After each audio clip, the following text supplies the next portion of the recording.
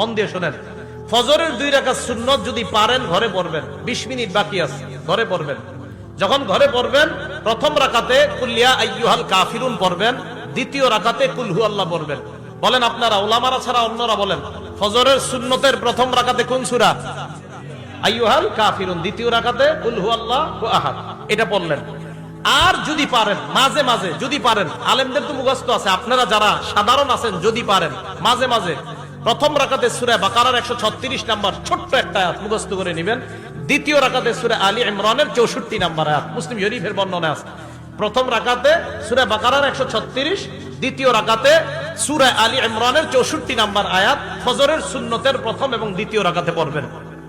আর বেশিরভাগ সময় প্রথম রাকাতে কুল ইয়া আইয়ুহাল কাফিরুন, দ্বিতীয় রাকাতে কুল হু আল্লাহ। নবীজি মসজিদে আসছে, আসার পর দেখে এক ব্যক্তি সুন্নত পড়তেছে, তো ওই ব্যক্তির কেরাতের আওয়াজ হালকা নবীজির কানে আসছে। নবীজি শুনতে পাইল ওই ব্যক্তি প্রথম রাকাতে পড়তেছে কুল ইয়া আইয়ুহাল কাফিরুন।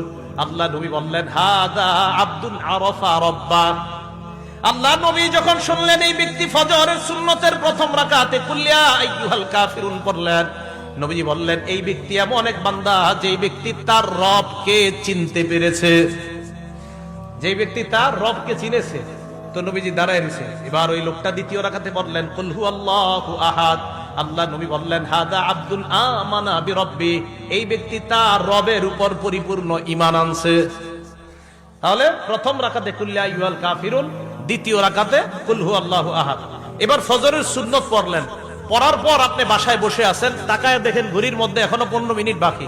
তখন আপনি কি করবেন? আরবিটা প্রথম বলি, ওলামায়ে কেরাম তো আরবি মনে রাখতে পারবে, আপনারা পরে বাংলাটা বলতেছে।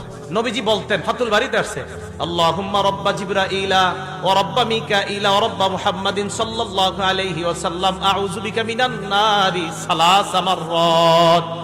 নবীজি আল্লাহর দরবারে দোয়া করতেন, হে জিবরাইলের রব, হে মিকাইলের রব, হে মুহাম্মদ সাল্লাল্লাহু আলাইহি ওয়াসাল্লামের রব, আমি আপনার কাছে জাহান্নাম থেকে পানাহ চাই। নবী এই দোয়াটা 3 বার করতেন। ফজরের সুন্নত পড়লেন, পড়ার পর সময় আছে, নবীজি দোয়া করতেন। এবার আমার সাথে বলেন, হে জিবরাইলের রব, হে মিকাইলের রব,